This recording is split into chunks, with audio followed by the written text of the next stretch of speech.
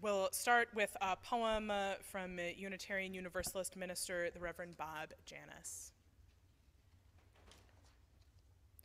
On the corner of New and Union, the crossing guard asks me where I'm headed.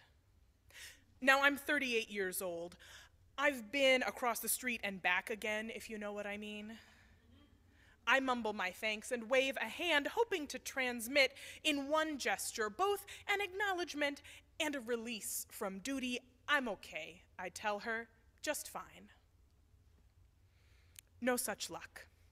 She strides into the intersection, holding aloft her red badge of courage, making of her ordinary frame a colossus of roads.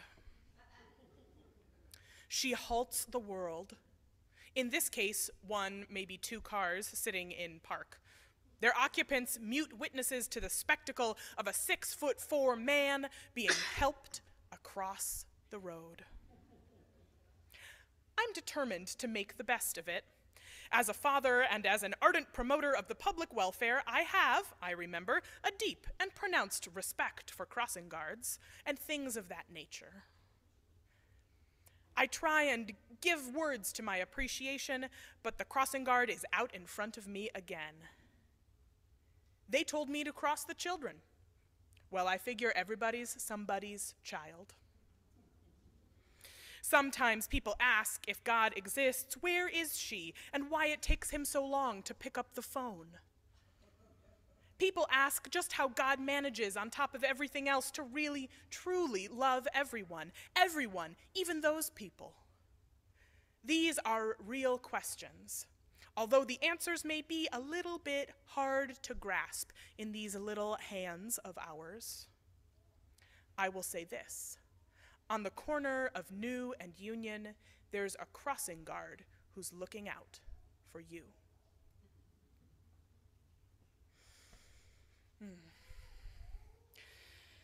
A couple months ago, I think I was buried with my head in the refrigerator while my wife and I were having a conversation. I think I was like looking for mustard or something like that. Had to go past the 7 expired mustards to get to the good one.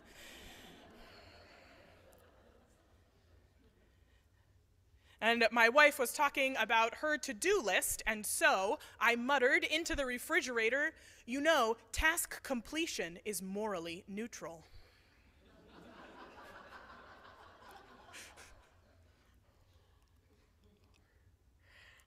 Sometimes it's a burden being married to a minister.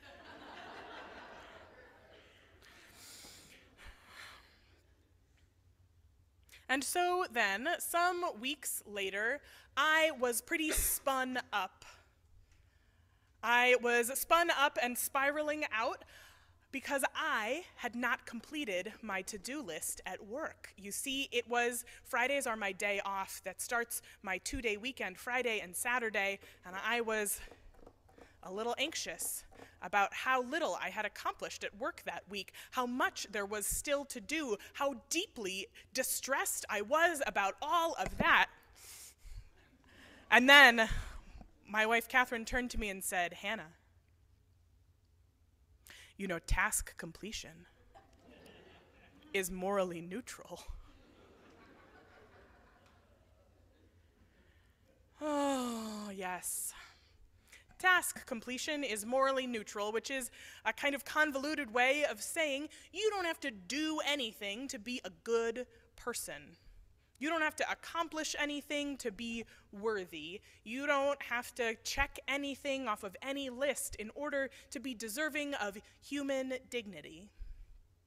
It's the part of the core truth encapsulated in our first principle, which for now says, right, the inherent worth and dignity of every person. That's a promise we've made to each other, to ourselves, to the wider world about who we are as Unitarian Universalists, is that we believe in the inherent worth and dignity of every person. Which is one of those ideas that seems really cool. And then you have to live it. And then you have to figure out, what does it actually mean to live in a way that suggests that every person even those people, has inherent worth and dignity. And as I discovered when I was spouting off platitudes like, task completion is morally neutral, those are the sorts of ideas that sometimes, not always, but sometimes we find it easier to extend that grace to other people, and a lot harder to extend it to ourselves. Yes, we think, those people, the people I love, surely they don't need to do anything to be loved. But me?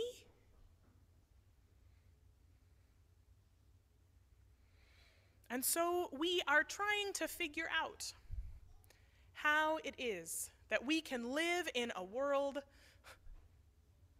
that seems like a cult of busyness sometimes,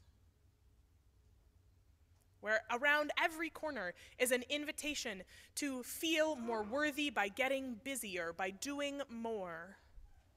How many of you have asked someone how they're doing, or yourself been asked how you are doing, and instead of offering a genuine response, you sort of recite your calendar or your to-do list?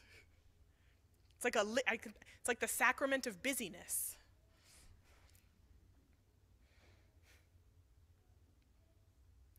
And yet, somebody has to do the dishes. When I think about this tension between wanting to live in a way that flies in the face of that culture of busyness, in that culture of you have to do more in order to be worthy, and the phrase that is, one of those colloquial phrases that I think is sometimes attributed to Dorothy Day and the Catholic worker movement, but that is, of course, that everybody wants a revolution, and nobody wants to do the dishes. Sometimes that's true in religious communities, too. We want a revolution,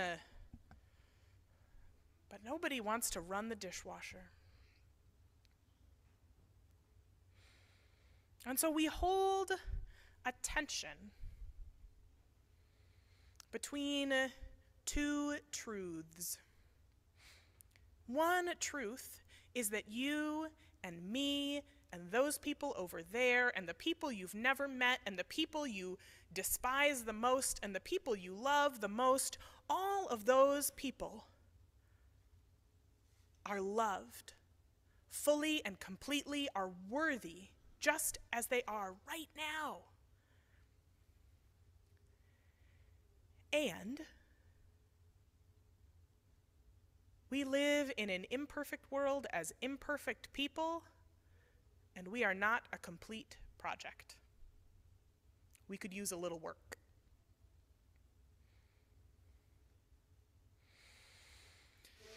And in certain flavors of Christianity, or in some religions, that this is where that tension is resolved by God's grace.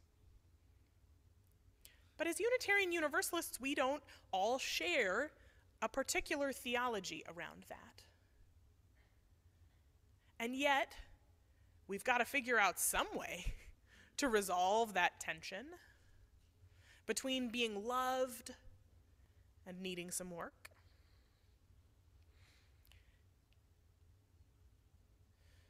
The artist and author Scott Erickson, who writes from a Christian perspective, but I think the hole he pokes in a traditional definition of grace is one that spoke to me, and maybe it will speak to you too. So this is from his book, Honest Advent. Grace is theologically defined as the freely given, unmerited favor and love of God, which as a definition is beyond fantastic. As a daily, tangible experience, I have some questions. Does divine love mean I should expect an invisible hug at some point today? Does divine favor mean things will always go my way? I mean, not so much my way that I become a spiritual Veruca Salt, but maybe enough that my #blessed posts on social media are evidence of God's goodness in my life. I don't know what your questions are, he continues, but abstract religious talk about unconditional love can leave me a little confused about what kind of affections I can expect from this invisible deity.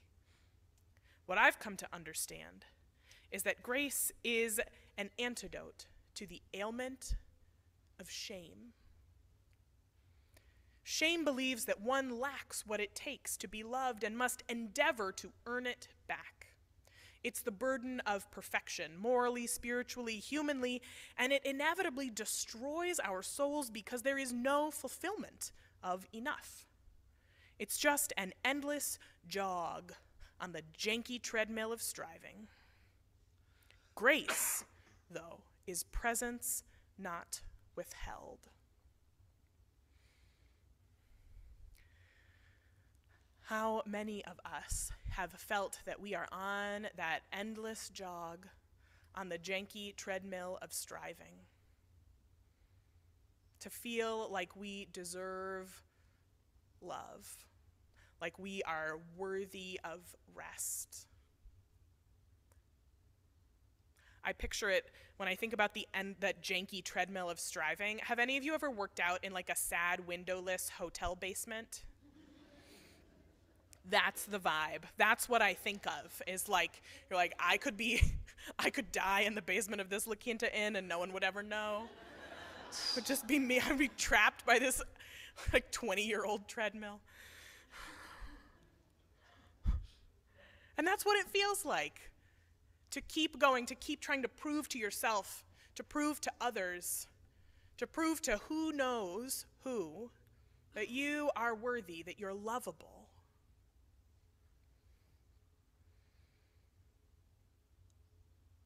But of course, that truth that we want to get off that janky treadmill of striving lives in tension with the reality that we are not perfect. In fact, we have moments, both individually and collectively as human beings, we have moments where I would describe us as positively wretched. You know, it's funny, the word in Amazing Grace most often trips up Unitarian Universalists, and indeed, it is the one in our hymnal where we have offered an alternate word, just in case, is wretch. We don't want to think about ourselves as wretches, and it's true that that word and that idea has been used to do great harm in religious communities, the idea that somehow you're inherently bad, that you inherently need God's grace because you must be terrible. But for me, when I think about Amazing Grace, when I think about those words in the context of the person who wrote them, yeah, we can do wretched things to each other, can't we?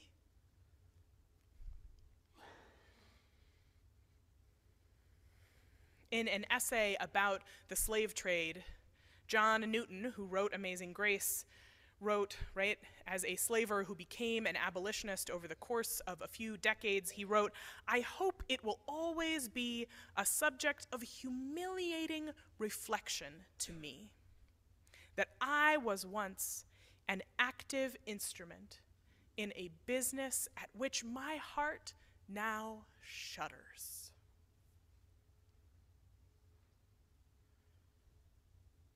I hope it will always be a source of humiliation to me. I hope it will always humble me that I participated in something that I would now call evil.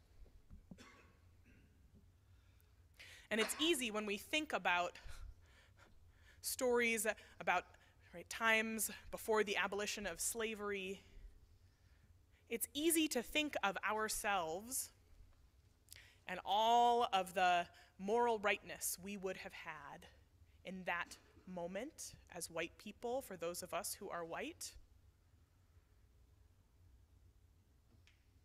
It's easy to say, I never would have participated in a system like that. But if we look around today at the systems we participate in that don't align with our values, I would say that our humanness means that choosing to stop participating in a system that it goes against your values, that is not something that happens with a single lightning strike in a storm. That's something that happens with a lot of work.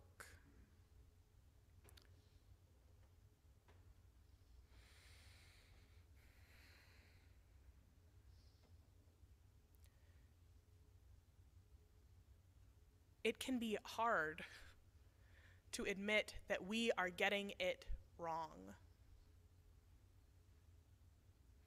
Sometimes I think as Unitarian Universalists, one of the things that gets in the way of our ability to be the people we want to be in the world is that we are deeply, deeply afraid of getting it wrong. Because we are on that janky treadmill of striving, not about financial achievement necessarily, but about being a good person. And so in our effort to make a more just world, we actually just beat ourselves and each other up about it.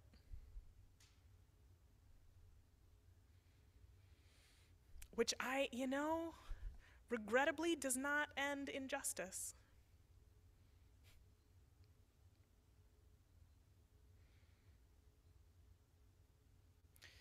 We say we put love at the center, and I think love is there in the center between those tensions, between the fact that we are loved just as we are and the fact that we could use a little work. And that when the divine hand is not coming in to fix it, as Unitarian Universalists, we say, okay, then we have to fix it. And I think of these words from Thich Nhat Hanh that he writes, when you love someone, the best thing you can offer is your presence. How can you love if you are not there? How can you love if you're not there?